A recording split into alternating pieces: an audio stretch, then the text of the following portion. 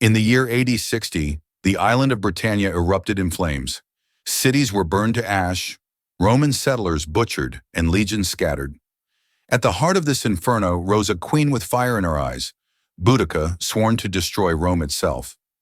Yet in the shadows of despair, one man prepared to defy the tide. This is the story of Rome's most desperate hour, in the battle that would decide an empire's fate. Stay with us as we uncover the rebellion that nearly broke Rome, the fearless queen who rose against an empire, and the general who turned despair into triumph. If you crave epic history brought to life, remember to like and subscribe. The year was AD 60, and Britannia, that mist-shrouded island at the edge of the known world, was engulfed in fire. What had begun as a fragile Roman experiment, forts, trading posts, a handful of stone towns among the tribes, suddenly collapsed into an inferno of blood and vengeance. At the center of this storm stood Boudica, queen of the Iceni. Once she had been a nominal ally of Rome, her husband a client king allowed to rule under imperial shadow. But when he died, everything changed. Rome's officials, greedy and arrogant, ignored his will, seized Iceni lands, and humiliated his widow.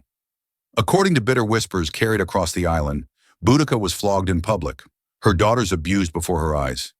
That cruelty, meant to break a people, instead forged a rebellion unlike anything Rome had ever faced on this distant frontier. Like wildfire, her call to arms spread through the tribes, the Trinovantes, the Catuvellauni, the dispossessed, the enslaved, the desperate. They gathered under her banner not as scattered clans but as a nation united in rage. Soon tens of thousands swelled into an army. Warriors painted in blue woad, faces fierce with vengeance, swore that Rome's arrogance would be drowned in their blood. The first blow fell upon Camulodunum, the Roman colony built on the ruins of a sacred tribal site. The settlers, complacent and unprepared, never imagined that their stone walls could be torn down. But Boudica's horde stormed the city with merciless fury. Homes were burned, temples destroyed, and every Roman, soldier, settler, or slave, was slaughtered. The screams of Camulodunum carried across the countryside like a grim herald of what was to come. From there, the rebellion surged south. Londinium, the bustling trade hub and lifeline of Roman Britannia, stood next in their path. Though its merchants begged for protection, only a handful of soldiers remained. When Boudica arrived, her forces overwhelmed the city with unstoppable violence. Flames devoured its streets, and thousands who had sought shelter were cut down. What had been a symbol of Rome's ambition became a graveyard of ash and ruin. Verulamium followed. Once another proud mark of Roman presence, it too was swept away. By the time the smoke cleared, 3 Roman cities lay in ruins, tens of thousands of imperial subjects dead, their corpses left to rot in charred fields. The rebellion's tide had swallowed nearly everything Rome had built in 2 decades of conquest. For the survivors, the horror seemed endless. Travelers spoke of entire families impaled upon stakes, of priests nailed to their own temple doors, of Roman matrons burned alive in sacrifices meant to appease Celtic gods. Whether all these tales were true or carried on the wings of fear, they spread with paralyzing speed. To the Roman mind, Britannia had become a nightmare realm where civilization itself was mocked and cast down. Panic spread among the scattered garrisons. Outposts sent desperate pleas for reinforcements, but few dared march into the swelling tide of rebels. Entire cohorts vanished, either slaughtered or fleeing into the forests. The legions stationed in the province, scattered and undersupplied, seemed powerless to stop the chaos. For Rome, the shock was profound. Never before had a rebellion erupted with such ferocity, striking not at distant villages, but at the very heart of their new settlements. What had been celebrated in marble halls as a promising frontier was now drenched in the blood of Rome's citizens. And yet, this was only the beginning. The rebellion had not merely challenged Rome's authority, it had nearly erased it. With 3 cities annihilated, with the legions retreating, Britannia seemed poised to cast off the empire's yoke forever. In that moment, it appeared that the Roman dream of Britannia was about to die in fire. This was the tragedy of AD 60, an empire humbled, a province drenched in blood, and a queen whose fury threatened to undo the mightiest power the world had ever known. When Britannia seemed lost, when cities burned and Roman prestige crumbled into ash, a single figure stepped forward from the shadows of despair: Gaius Suetonius Paulinus. He was not a man of pomp or flamboyant speeches.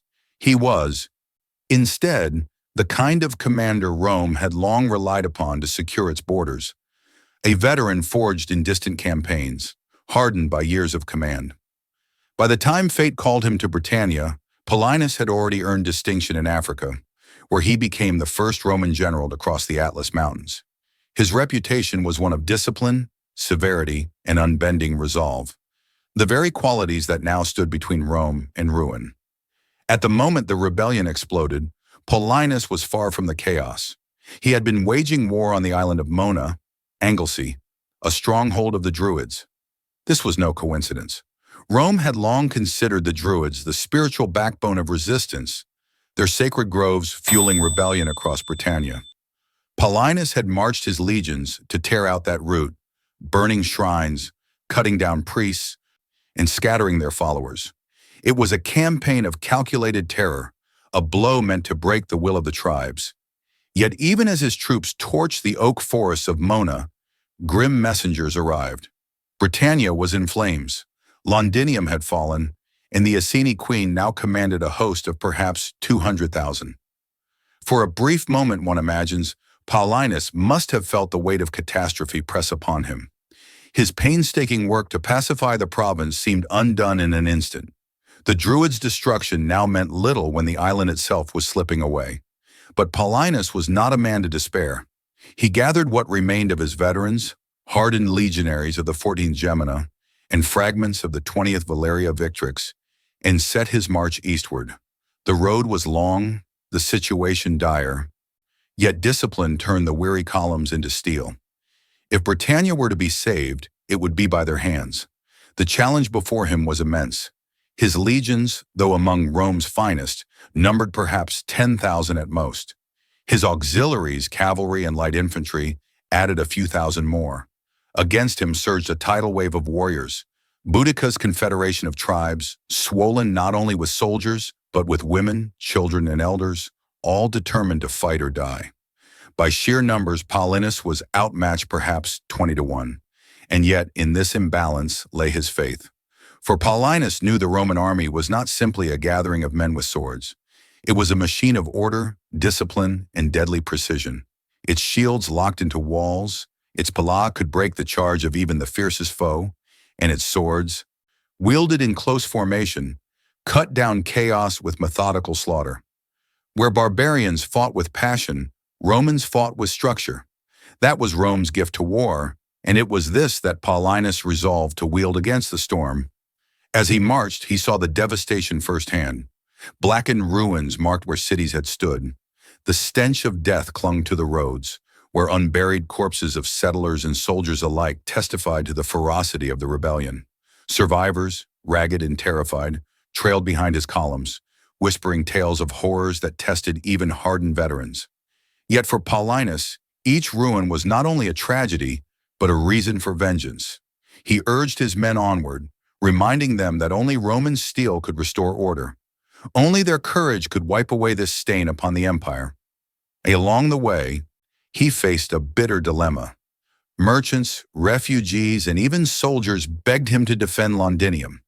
But he knew the truth. To stand there was to die. With too few troops, the city could not be held, and sacrificing his legions would hand the island to the rebels outright. Paulinus made the ruthless choice. He abandoned Londinium, ordering evacuation where possible, but leaving the city to its fate. It was a decision that condemned thousands, but it preserved his army, and in that preservation lay the faint hope of victory. Such a choice revealed the man behind the iron exterior. Paulinus was no reckless gambler. He understood that Rome could afford cities lost, provinces burned, even reputations tarnished, but not the annihilation of its legions, for the legions were Rome's spine. With them destroyed, Britannia would be abandoned forever. His harshness, then, was born not of cruelty but of clarity. He bore the burden of sacrificing the many to save the whole. As he withdrew, whispers spread that Rome's governor had lost his nerve.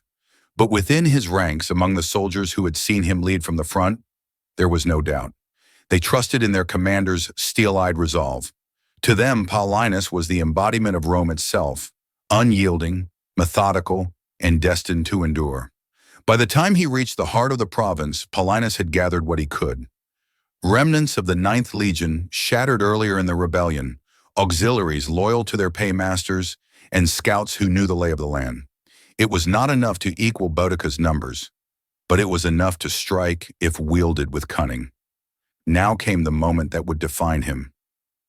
To march blindly into open battle would be suicide. To cower in forts would invite siege and starvation. Instead, Paulinus sought the one thing Rome's discipline could exploit: terrain. Somewhere, he reasoned, there must be a place narrow enough to negate Boudica's advantage. A ground where Roman shields could form an unbreakable wall, and her vast horde would collapse upon itself. And so, with grim calculation, he scouted the roads, his mind weighing every valley, every ridge, every choke point. For Paulinus, victory would not come from matching Boudica's fury, but from guiding it into a trap. Thus the hero emerged, not through words of grandeur, not by divine prophecy, but through the cold, unflinching resolve of a Roman commander who refused to yield. Against impossible odds, Gaius Suetonius Paulinus carried the hope of an empire on his shoulders. In him, Britannia's salvation would either be forged or Rome's disaster sealed forever. Far from the burning fields of Britannia, across the sea and deep within the marble heart of Rome, the rebellion's echo struck like thunder. Dispatches, hurried and desperate, crossed the channel bearing grim tidings. 3 cities destroyed, tens of thousands dead, legions scattered. Britannia, conquered only 2 decades earlier by the Emperor Claudius, teetered on the edge of collapse. When the news reached the Senate, murmurs swelled into uproar. The Curia, that austere chamber where Rome's destiny was debated, filled with voices that trembled with both rage and fear. For many senators, Britannia had always been an indulgence, a costly frontier of little value compared to the rich provinces of Gaul, Spain, or Egypt. A land of fog and savages, some scoffed, hardly worth the blood of Roman sons. Now, with reports of annihilated colonies and burning towns, their doubts crystallized into open opposition. "Abandon it," cried one senator, his voice echoing in the hall. "Let the island sink back into its barbarism. Rome has no need for its tin or its wool when it bleeds us whitened soldiers." He was not alone. Others, tallying the costs, argued that retreat would preserve Rome's strength for more profitable wars. To them, Britannia was a wound to be cauterized, not a prize worth saving. But across the chamber, another faction rose in fury. To abandon Britannia, they warned, was not simply a question of economy, it was a question of honor. Rome's power rested not merely on conquest, but on the illusion of inevitability. To conquer was to dominate forever. To withdraw, once subdued, would signal weakness. And weakness, in the brutal logic of empire, invited rebellion elsewhere. "If we lose Britannia," thundered a senator of the old guard, "Gaul will whisper of freedom, Hispania will stir, and even the East may test our resolve. One province lost could unravel the empire itself." These words struck at the heart of Rome's greatest fear, the contagion of rebellion. The Senate had seen it before. A single act of retreat could ignite uprisings across the empire's vast territories, for Rome's dominion rested upon the belief that Rome could never be defeated. As debate raged, the emperor himself, Nero still young, more enamored with performance and pageantry than governance, watched with unease. Britannia was not merely a province. It was the jewel Claudius had claimed in triumph, paraded through Rome with elephants and captives in chains. To lose it now, under Nero's reign, would tarnish his prestige irreparably. And prestige, for emperors, was often the line between power and death. Behind the scenes, letters poured in from officials stationed in Gaul, warning of panic among merchants and governors. Britannia was a crucial link in the chain of imperial trade, its harbors feeding commerce across the north.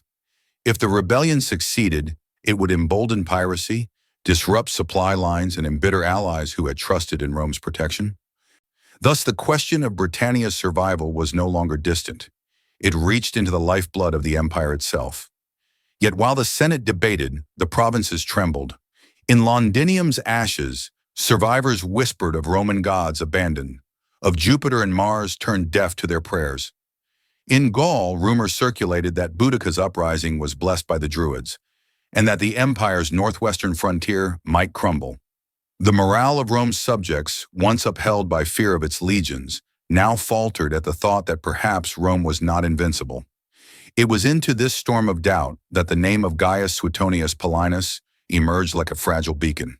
The Senate, despite its divisions, pinned its hopes on his shoulders. He was a man of proven severity, one who had burned the sanctuaries of the druids and crossed mountains others dared not tread. If anyone could salvage Britannia, it was Paulinus. And yet there was dread. What if even he failed?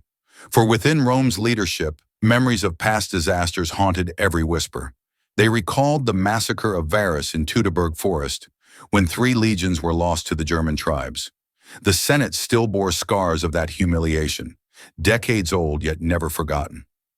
Britannia threatened to become another Teutoburg, a symbol of Rome's arrogance punished by barbarian fury. To repeat such a calamity could not be endured. Thus the empire trembled not merely from the loss of cities, but from the peril of its own reputation. Rome's strength was built as much upon perception as upon arms.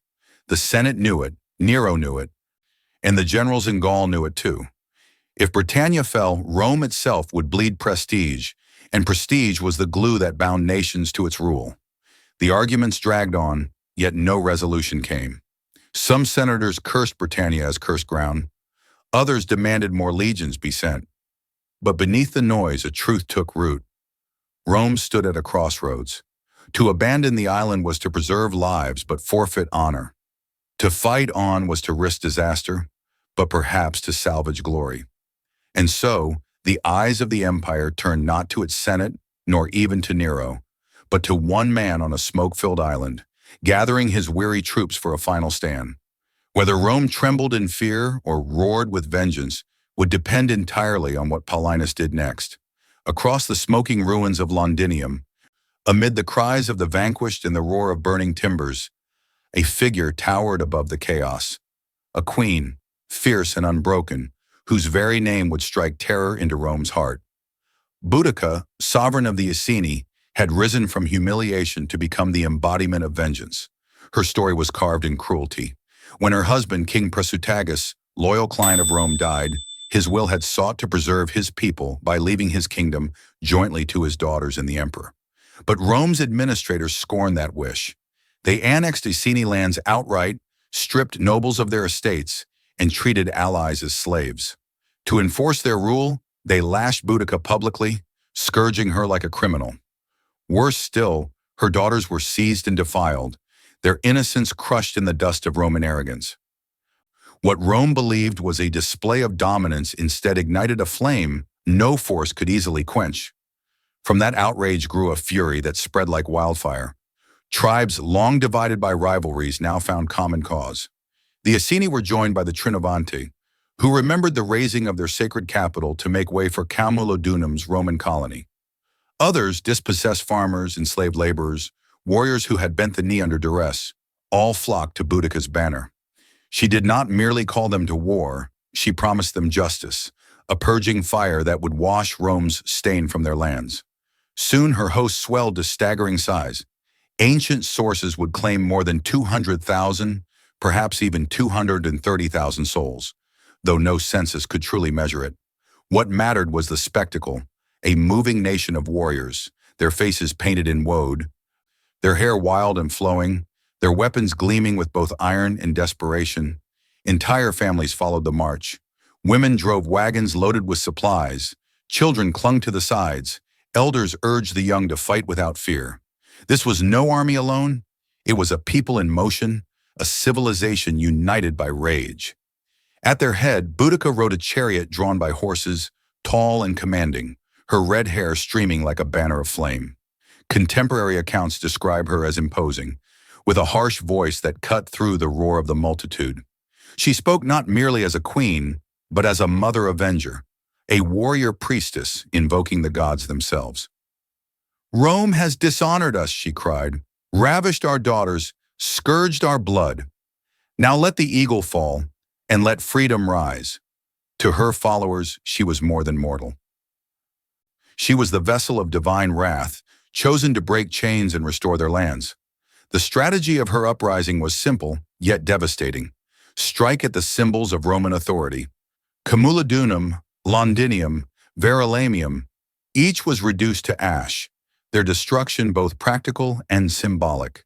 By obliterating the colonies, she showed that Rome's civilization was but a fragile shell, and each victory fed the fury of her followers, drawing more tribes into the storm. Yet for all the chaos, her host was not without structure. Chieftains led war bands, druids blessed the warriors, and families formed their own camps behind the front. But the army's greatest strength lay not in its organization, but in its numbers, in its sheer momentum. It was a tidal wave, impossible to contain. Where they moved, the land shook, fields emptied, and Roman roads vanished under the stampede of feet. To the Roman garrisons watching from their crumbling walls, the sight must have been apocalyptic. Columns of warriors stretching as far as the eye could see, standards of tribal gods raised high, the wailing of horns and chants of vengeance rising like thunder. It was not merely an enemy, it was an avalanche of humanity, rolling inexorably toward them. But Boudica's army bore with it not only numbers, but a terrible resolve. Many had lost families to Roman cruelty, lands to Roman greed. For them, this was not conquest but survival, not ambition but destiny. They fought with a ferocity that came from wounds too deep to heal. Some carried rusted swords passed down through generations, others crude spears or clubs, but each weapon was wielded with the fury of centuries of resentment. Behind the warriors came the wagons, the long train of women and children who followed to witness victory. They believed so utterly in triumph that they brought their families to see Rome's humiliation, as though the campaign were not war, but a festival of vengeance. These wagons would later form a deadly circle, parked as if to witness a spectacle in an arena. Their presence testified to the certainty of the rebels' faith, that defeat was not even imagined. To Rome, this certainty was terrifying. Here was not a skirmish, not a raid, but a movement of a people determined to erase their empire from the island. The rebellion was not limited to warriors alone. It was fueled by religion, by culture, by an entire worldview that Rome's arrogance had tried to crush. To face such an enemy was to face not only swords and spears, but the wrath of a nation fighting for its soul. And at the center of it all, Boudica stood unyielding. Her figure became legend even as she still lived, her name carried in whispers by survivors, her visage etched in the minds of Roman soldiers who dared glance across the battlefield. In her, Rome confronted not merely a rival chieftain, but an equal to their greatest generals, a leader who commanded not through pay or discipline, but through shared fury and divine conviction. Thus, when Paulinus marched his weary legions to confront her, he did not face a mere rebel horde. He faced a queen transfigured by rage, backed by hundreds of thousands who believed themselves invincible. To the Celts, Rome's empire was brittle stone, ready to shatter under the hammer of their vengeance. And for a time, as the smoke of cities darkened the skies, it seemed they were right. Rome had known chaos before. Civil wars had once drowned the Tiber in blood. Ambitious generals had torn the republic to pieces. Emperors had risen and fallen like sparks in a storm. But the rebellion in Britannia was different. It was distant, sudden, and savage. Too far for swift reinforcements, yet too close to ignore. For if the province were lost, the illusion of Roman invincibility would crack, and other frontiers might burn in turn. In this hour of despair, when governors quarreled and settlers fled in terror, one man emerged as the unlikely savior of Rome's cause, Gaius Suetonius Paulinus. He was not a politician, nor a senator with polished words and subtle schemes. He was a soldier, a commander forged in the cruel furnaces of frontier war. Years earlier, he had marched through Mauritania, subduing tribes in the burning deserts of North Africa. He had led legions across rugged mountains, striking swiftly where the enemy thought Rome too slow. His name carried weight not in the marble halls of the Senate, but in the mud and blood of the camps.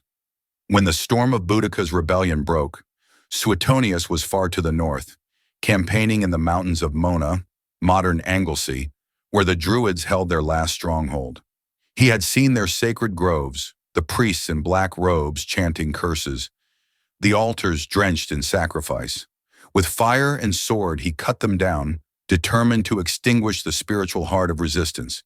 Yet even as the flames rose from Mona's forests, a messenger arrived with tidings that froze every legionary's blood. The east had erupted, Londinium was in ashes, and the Iceni queen threatened to sweep the province clean of Rome. Suetonius did not hesitate. He gathered what men he could, marched them hard across mountains, rivers, and desolation, covering impossible distances in desperate haste. What awaited him was no ordinary campaign, but a crucible where his resolve, his discipline, and his vision would decide the fate of thousands. When he reached Londinium, he faced his first test, not of sword, but of judgment. The city, young and vibrant, was filled with merchants, traders, and Roman families. Its people begged him to stay, to protect them with the shield of Rome. But Suetonius saw the truth. He had too few men, too little strength. To stay was to be trapped and slaughtered. With a heavy heart, he gave the order to abandon Londinium. He commanded those who could to flee, while the legions marched on. The city was left to the queen's vengeance, and within days it burned. Some cursed him for cruelty, others for cowardice. Yet Suetonius understood a truth only generals dared to face. Rome could lose cities, even provinces, but it could not lose its legions. For with legions, Rome could rise again. Without them, even the walls of the capital itself would one day fall. His second test came in the marshes and forests, where Boudica's host hunted Roman stragglers. Stories of mass slaughter spread like wildfire, breaking the spirit of settlers and auxiliaries alike. Yet Suetonius never faltered. He walked among the men, speaking not as a distant patrician, but as one who had endured the same hunger, the same sleepless marches, the same dread of ambush. He reminded them of Rome's destiny, of the glory carved into history by disciplined steel. The barbarians rage with fire, he told them, but fire burns out. The legion endures. His third test was the gathering of an army. He had but one legion intact, the 14th Gemina, hardened veterans whose shields had weathered campaigns from the Danube to the deserts. To this he added detachments of the 20th Valeria Victrix, and whatever auxiliaries remained loyal. In total, scarcely 10,000 stood beneath his eagle standards, while Boudica's rebels swelled beyond 200,000. Yet in the balance of war, Suetonius knew, numbers were not everything. Terrain, discipline, and the iron spirit of Rome could weigh heavier than a host of howling tribes. Here the true genius of Suetonius revealed itself, not in reckless courage, but in patient strategy. He refused to give battle on open plains where the Iceni chariots could whirl and crash through his lines. He refused to scatter his men in futile defense of every village. Instead, he sought ground where Rome's weakness could be turned to strength. At last he found it, a narrow defile backed by woods, with open land before. There the rebel masses would be forced to funnel themselves into a killing ground, where Roman discipline could bite deepest. But strategy alone could not carry the day. The men needed more than tactics. They needed faith. They had seen towns destroyed, comrades butchered, women tortured, children impaled on stakes. Some whispered that the gods favored Boudica, that the druids' curses had doomed the legions. To fight under such shadows was to march already defeated. So Suetonius rose before them, mounted on his horse, his armor gleaming though battered from long campaign. He spoke not with the cold orders of command, but with the fire of conviction. He told them that Rome had faced worse, that Hannibal had once thundered at her gates, that countless barbarian hordes had broken against her steel. He told them their ancestors had built an empire not through numbers, but through discipline, courage, and the will never to yield. And he told them one more truth. Beyond this battle lies Britannia's fate. Win here, and Rome endures. Lose, and Rome's name will vanish from this island forever. The men cheered. their voices echoing through the hills, not with blind rage, but with the steady thunder of resolve. For in Suetonius they saw not only a general, but a leader who embodied the Roman spirit itself, the cold logic to abandon cities, the burning courage to face impossible odds, and the unshakable faith that discipline could conquer chaos. Thus did Rome find its leader of renewal, not in the Senate's chambers or the emperor's palace, but in a hardened soldier astride a weary horse, preparing to gamble everything on one desperate stand. And in the distance, beyond the forests and valleys, the roar of Boudica's army grew, a sea of voices rising to crash against the narrow line Rome had chosen. The morning mist lay thick over the chosen ground, a veil between two worlds, the world that had been and the world that was about to be born in blood. On one side, Rome's line stood tight, shields interlocked, 10,000 strong. On the other, the horizon writhed with the movement of a host so vast it seemed less an army than a storm of humanity. Men, women, even children armed with axes, spears, and fire-hardened stakes surged forward, driven by vengeance and boundless fury. At their heart rode Boudica, the queen who had brought Rome to its knees. Her chariot rattled across the front, her daughters beside her, their hair streaming like flames in the wind. She raised her spear and cried aloud so that her voice carried above the clamor of hundreds of thousands. She reminded them of the scourge Rome had inflicted, the lashings, the theft of their lands, the chains placed on their nobility. She swore that the Iceni and their allies would carve freedom with iron. Around her, the roar of Britain shook the sky. Yet Suetonius had chosen his ground well. Behind his men, the forest stood like a wall. Before them stretched open terrain, narrowing into a funnel. The enemy could not surround them. The Roman line was a blade, and the barbarians would hurl themselves upon its edge. The moment arrived. The rebels advanced, their war cries filling the air, their chariots racing ahead with wheels armed in iron. But as the thunder of hooves drew near, the legionaries stood firm, shields high, pila raised. At Suetonius's signal, the first volley of javelins arced into the sky, raining down on the chariots. Horses screamed, men tumbled, and chaos rippled through the charge. Another volley followed, then another. The momentum faltered. Then came the command, "Close ranks, advance." The legionaries moved as one, their shields locking, their short swords ready. They were not individuals but a machine of flesh and iron, honed by centuries of discipline. They pushed forward step by brutal step, cutting down foes who hurled themselves upon the line. The Britons fought with wild courage, hacking and slashing, but their fury splintered against Roman order. Still, the horde pressed on, their numbers seemingly endless. For every warrior cut down, 10 more surged forward. The field became a furnace of screams and steel, of shattered spears and broken bodies. Blood ran in rivulets through the trampled earth. It was then that Suetonius gave the order that turned battle into slaughter. His cavalry, held in reserve, swept out from the flanks. With lances lowered, they crashed into the sides of the rebel mass, driving deep into the press of bodies. Panic rippled through the tribes as riders carved corridors of death, and the Roman infantry pressed harder still. The trap was closing. Behind the rebel host stood their own wagons, packed with families and supplies. What had been brought as a symbol of triumph now became a prison. Hemmed in by wagons and the iron wall of Rome, the Britons had nowhere to flee. What had begun as an unstoppable tide turned into a crushing flood, drowning itself in its own weight. Amidst the carnage, Boudica's chariot wheeled desperately. The queen fought like a lioness, striking down Romans who came near, rallying her warriors with cries of defiance. Yet even she must have felt the tide turning, the inevitability of Rome's iron grip closing around her people. In the chaos, she vanished from sight. Some said she fled, others that she took poison to escape the shame of capture. The truth dissolved into legend, leaving only silence where her voice had once thundered. When at last the sun dipped low, the field lay silent, but for the cawing of ravens. Corpses carpeted the ground, so thick that Roman soldiers could not walk without stepping on the dead. The historian Tacitus would later claim that 80,000 Britons perished that day against barely 400 Romans. Numbers may exaggerate, but the truth was clear. The rebellion had been broken, shattered beyond recovery. Rome, once trembling on the brink of collapse, now stood reborn. The empire had stared into the abyss and returned stronger, its legions proving once again that discipline outweighed chaos, and order triumphed over fury. Britannia, scarred and bleeding, would remain in Rome's grasp for centuries more.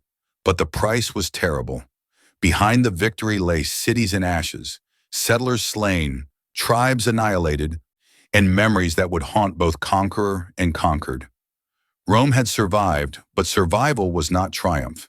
It was endurance, bought at the cost of fire and blood. For Suetonius, the laurels were heavy.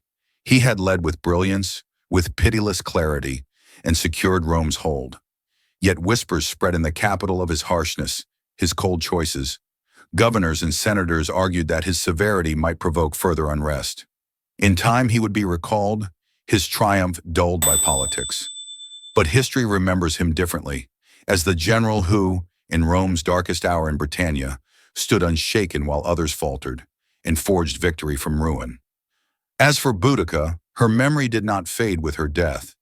Among her people she became a legend, a warrior queen who defied the greatest empire the world had ever known. To Romans, she was a terror, a reminder that even the mighty could bleed. To later generations, she became a symbol of freedom, courage, and the undying will to resist oppression. Thus ended the Great Rebellion, not with Rome's annihilation, but with her rebirth. The empire endured as it so often did, rising from near destruction, stronger than before. And Britannia, though conquered, carried forever the scar of fire and the echo of a queen's defiance. For in the clash between Boudica and Suetonius, between fury and order, between vengeance and discipline, history itself had been forged. And though the empire survived, the story of that storm would live on, an eternal reminder that the might of Rome, though vast, was never unchallenged, and that even at the edge of the world, a single voice of defiance could shake an empire to its core.